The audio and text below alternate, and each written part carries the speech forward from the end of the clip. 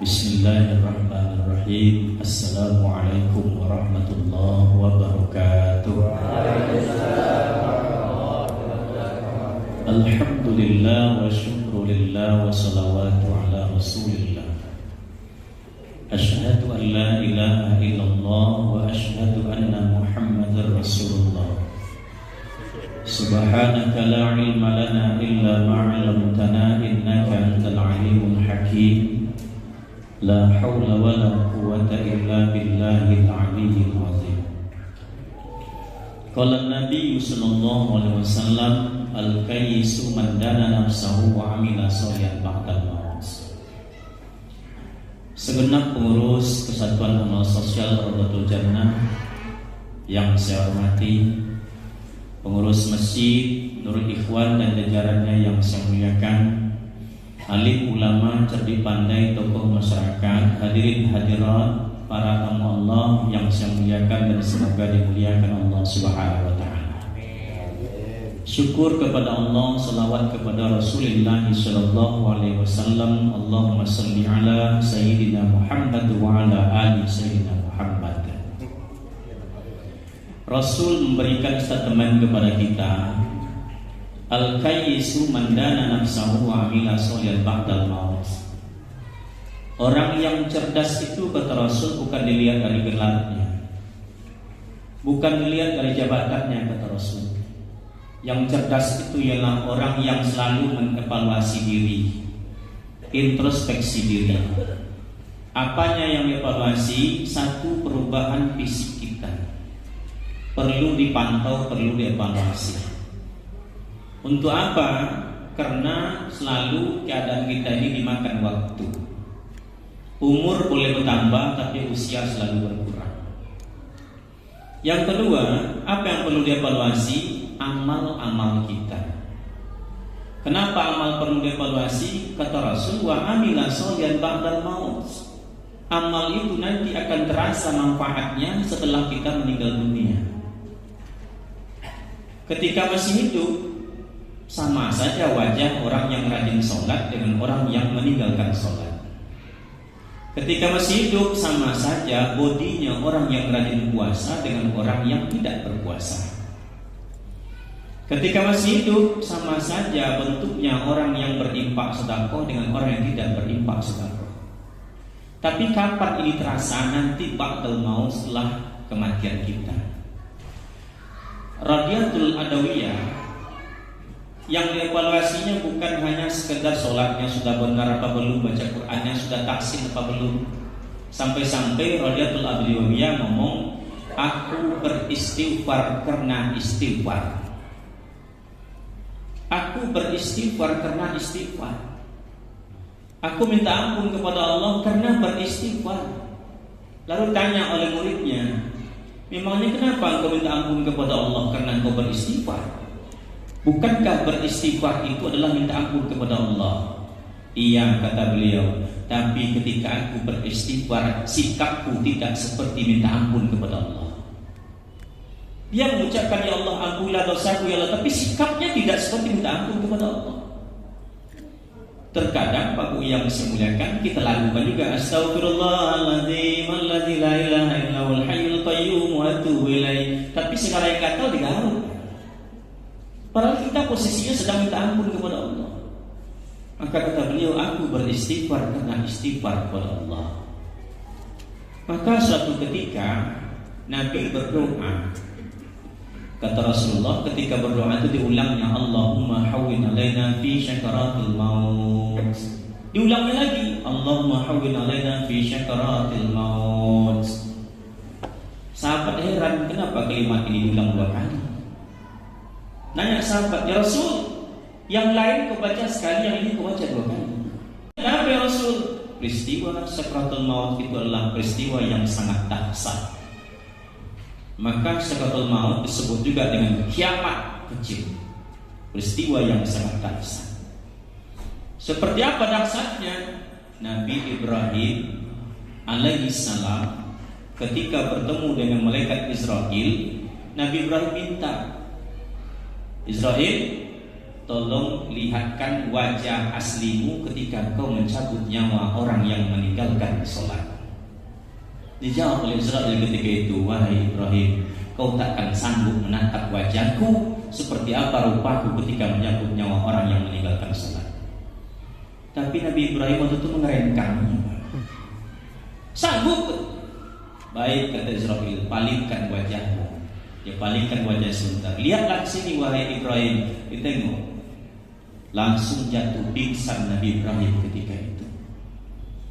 Maka ketika sudah berubah wajahnya menjadi lebih baik, maka dibangunkanlah Ibrahim oleh Israil ketika itu. Ditanya, apa yang kau lihat? Wajahmu sangat menyeramkan, hitam, matamu merah bagaikan api, di hidung dan mulutmu nyembur api yang sangat panas. Rupanya ketika itu, itulah yang dilihat oleh orang yang meninggalkan sholat itu. Maka Bapak yang sebenarnya peristiwa Sakratul Maut itu peristiwa yang sangat dahsyat. Begitu meninggal dunia, terjadi peristiwa yang sangat menyedihkan. Dia dengar orang yang bicara di sampingnya. Dia dengar keluarganya menangis dan meratap. Dia tahu apa yang dibuat orang sekelilingnya. Disitulah Rasulullah pesan kepada kita. Satu, kata Rasulullah, kalau ada satu kebaikannya, sebutlah kebaikannya itu. Kalau tak ada, maka ditunjukkan kepada Rasulullah, Iqra'u ala mautakum. Iqra'u ala mautakum li surat Yasin. Bacakan olehmu untuk orang meninggal dunia itu surah Yasin. Maka Pak, ketika kita melayat sekurang-kurangnya 4 adab kita ketika melayat di rumah orang yang mayat sedang berbaring di rumah. Satu, kita dituntut berpakaian yang sopan. Yang kedua, kita dituntut berperilaku yang santun. Yang ketiga, kita diminta untuk menunjukkan rasa berturut berduka kita. Yang keempat, kita dianjurkan untuk mendoa sekurang-kurangnya untuk almarhumah yang lagi terkucur itu. Kalaupun tak sanggup kita melihat seperti yang membuat apa yang buat Rasulullah. Rasulullah begitu dia melayat ke rumah ahli duka, mayat terbaring, apa yang dilakukan oleh Rasulullah? Yang pertama ialah dibuka tutup wajahnya. Dibuka tutup wajahnya. Untuk apa? Rasul ingin melihat 4 hal pada wajah si mayat itu. Tapi satu ketika kan kaget juga Rasulullah. Sejahat-jahatnya musuh Rasulullah, pengkhianat terhadap Rasulullah, meninggal dia. 2 amalan Rasulullah yang jarang kita amalkan hari ini. Yang pertama, memprioritaskan atau mensegerakan memenuhi undangan orang fakir miskin. Kalau ada 2 undangan Rasulullah, 1 orang kaya, 1 orang miskin, Rasulullah mendahulukan itu undangan orang miskin. Hari ini itu yang jarang ya. Kita lebih senang mendahulukan undangan para pejabat, undangan orang kaya. Yang kedua, Rasulullah merasa rugi sekali kalau ada yang meninggal dia tidak ikut menyelenggarakan jenazah itu. Sampai-sampai Rasulullah pulang dari Mekah sampai di Madinah, ada nenek-nenek biasanya ke masjid, membersihkan masjid. Ketika itu sudah tak ada lagi. Tanya ke Rasulullah, di mana nenek-nenek yang biasanya nyapu di masjid kita ini? Sudah meninggal dunia Rasulullah. Kenapa kalian tidak WA saya? Rasulullah, tak kasih tahu saya. Engkau kan sedang di Mekah ya Rasul. Lalu di mana kuburannya sekarang? Kita antar Rasulullah sampai ke kuburan itu. Begitu Rasulullah merasa sangat sedih kalau tak ikut menyelenggarakan jenazah. Subban, sahabat Nabi yang menjadi perhatian Nabi setiap sholat subuh itu. Ada 2 sahabat yang Nabi perhatikan terus. Satu Ali bin Abi Thalib, yang kedua Subban. Ketika itu Subban tak datang ke masjid subuh itu. Maka begitu kita datang, tanya ke Rasulullah, Subban sudah datang belum? Belum ya Rasulullah. Bilal, tunda komat kita dulu, tunggu Subban datang. Sudah sekian menit tunggu tapi tidak datang. Sudah datang tak Subban? Belum ya Rasulullah. Tunggu sebentar lagi. Begitu istimewa Subban ini, padahal dia tidak dekat dengan Rasulullah. Dia hanya sahabat Nabi, tapi jarang berkumpul dengan Nabi. Sehingga sahabat-sahabat yang lain tidak tahu rumah Subban ini. Siap sholat subuh, Rasulullah masih nanya dengan Subban, sudah datangkah Subban tadi? Belum ya Rasulullah. Adakah yang tahu di mana rumah Subban? Kata sahabat, saya tahu ya Rasulullah. Di mana rumahnya? Cukup jauh ya Rasul, 3 jam perjalanan. Boleh jadi 3 jam perjalanan PP. Berangkat 1,5, pulang 1,5. Kenapa? 5 waktu Subbannya ada di masjid. Kalau 3 jam perjalanan tidak mungkin dari asar ke maghrib, dari zuhur ke asar 3 jam, tidak mungkin. Maka 3 jam ini PP. Kalau begitu kata Rasul, ya kita berangkat ke rumah dia. Ikut sahabat. Sampai di rumah Sufyan, diketuk pintu, ucapkan salam, dijawab oleh istrinya dari dalam, Waalaikumsalam. Betulkah ini rumah Sufyan? Betul ya Rasul. Kemana Sufyan? Sudah datang ke masjid. Sudah meninggal dunia ya Rasulullah. Kapan? Tadi malam. Mana jenazahnya? Ditanya ke Rasulullah. Rasulullah sedih kalau tak ikut menyelenggarakan jenazah itu. Dia sudah dikubur ya Rasul. Kapan? Tadi sebelum subuh. Begitu penting Pak Bu yang dimuliakan menyelenggarakan jenazah itu. Meninggal Abdullah bin Ubay. Ini ceritakan dalam Al-Quran surah Taubah. Abdullah bin Ubay ini komandan kompi. Dipercaya oleh Rasulullah jadi komandan kompi. Ketika perang Uhud, dihasutlah, diajaklah pasukan-pasukan Abdullah bin Ubay ini tak usah ikut perang.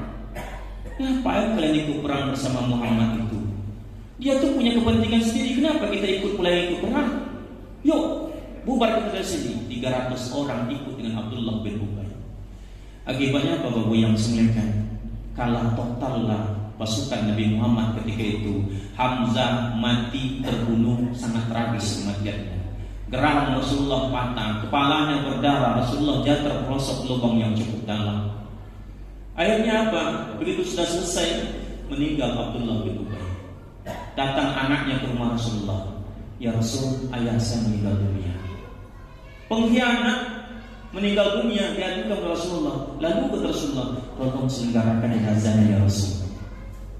Kalau kita Pak, kalau ada seperti itu meninggal dunia, bukan innalillah, kita ucapkan Rasulullah innalillah wa inna ilaihi. Kalau kita Ustaz meninggal, alhamdulillah itu. Tapi Rasulullah innalillah wa inna ilaihi. Kalau begitu Rasulullah duduklah kau pulang nak, saya ikut di belakang. Susul Rasulullah. Allah Pak tak rela Rasulullah menyolatkan jenazah Abdullah bin Ubay. Dihadang oleh Umar. Kata Umar bin Khattab, ya Rasul, dosa solatkan jenazah. Kenapa Umar? Pengkhianat ini Rasulullah.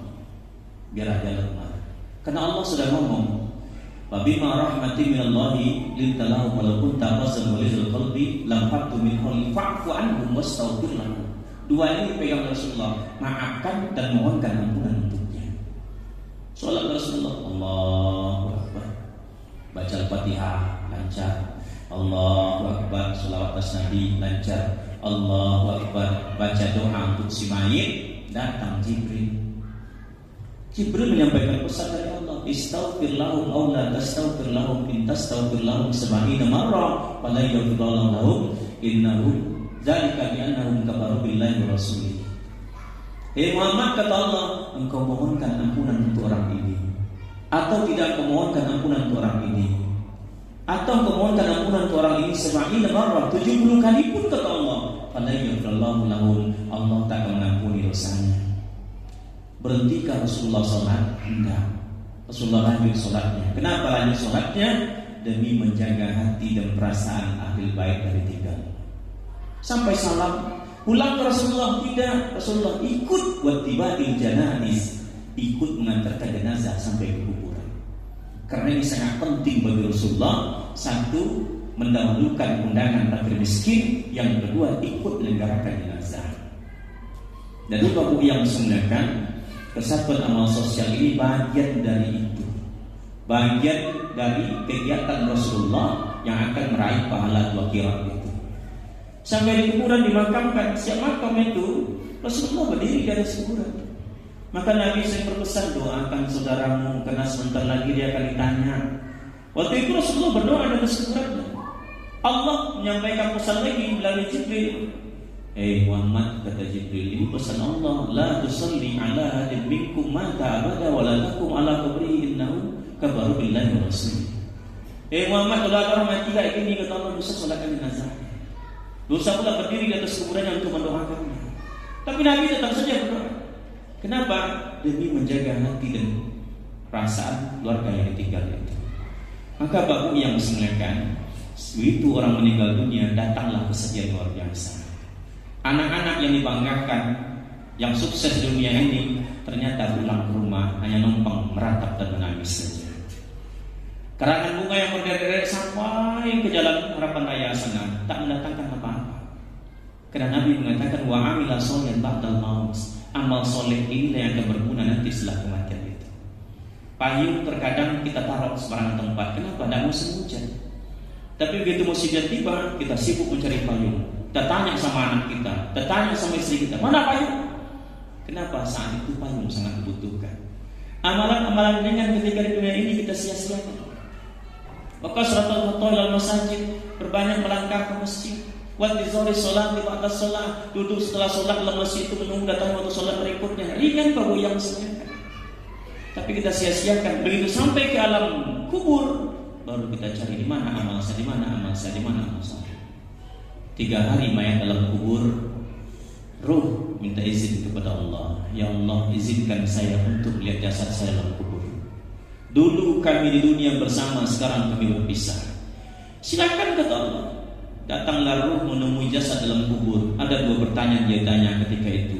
Wahai jasadku yang malang, bagaimana nasibmu di situ? Dijawab oleh jasad ketika itu, aku sangat menderita di sini. Ditanya, dipukul, diinjak, ditendang, menangislah roh sejadi-jadinya.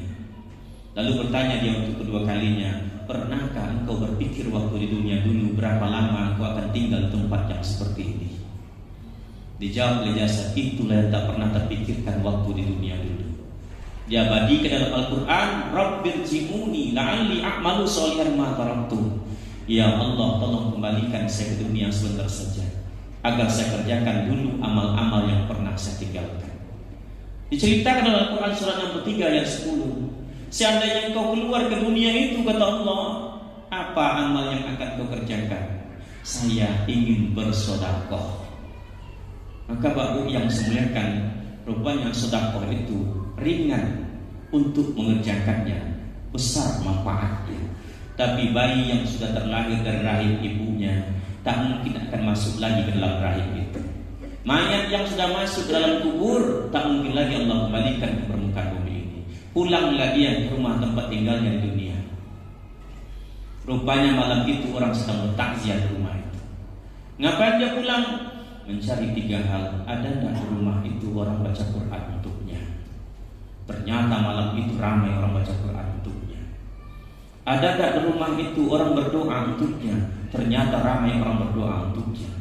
Ada tidak di rumah itu orang bersedekah untuknya? Ternyata ada minuman ringan, ada kue-kue ringan di rumah itu yang disediakan. Ketika itulah dia pulang dalam keadaan senang hati. Rasul berpesan bukan besar mahalnya hidangan ataupun sedekah itu. Kata Rasul, ittaqin nar walau bisyiqqi tamrah. Walaupun kecil, kata Rasulullah, yang penting efektif. Orang kedinginan jangan dikasih makan, dia butuh baju dan selimut. Orang kehausan jangan dikasih cincin yang mahal, dia butuh air untuk minum. Orang yang timbul tenggelam di tengah lautan jangan dikasih dia emas sekarung, tidak ada gunanya, dia butuh pelampung ketika itu walaupun harganya sangat murah. Efektifnya itu yang dinilai oleh Allah Subhanahu wa taala. Maka oleh sebab itu ketika Su'ban sakaratul maut dia ngomong 3 hal. Kenapa tidak lebih jauh? Kenapa tidak semuanya? Kenapa tidak yang baru? Ketika itu diungkapkan, tidak ada yang paham di antara sahabat. Tapi Rasulullah diberi terjemahan oleh Jibril. Muhammad, dulu Su'ban ini jauh rupanya dari masjid. Rupanya ketika Allah perlihatkan pahalanya, maka dia ngomong, kenapa rumah saya tidak lebih jauh lagi dari masjid? Baru terasa ketika diperlihatkan, baru saja.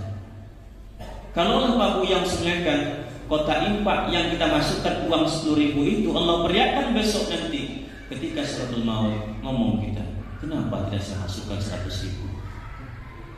Tapi itu kan semua sudah berlalu. Maka Allah beri kita sehat, panjang umur pada malam hari ini. Jangan sampai terlambat untuk melakukan amal soleh itu. Ini saja kajian singkat kita pada malam hari ini. Subhanakallahumma wa bihamdika asyhadu an la ilaha illa anta astaghfiruka wa atubu ilaik. Walhamdulillahirabbil alamin. Wassalamualaikum warahmatullahi wabarakatuh.